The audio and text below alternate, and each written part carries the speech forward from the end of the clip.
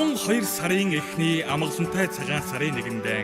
айл болон овоо босгож аль сайн зүгтэй мөрөө гаргасан дээд хурмас тэнгэртэй тахил бүхнээ өргөж наран саран шиг гэрэлтсэн нарсан мод шиг дэлгэрэх дэмдрэлтэй сайн өрөөдийг дэвшүүлэн эндээс мэдүүлье.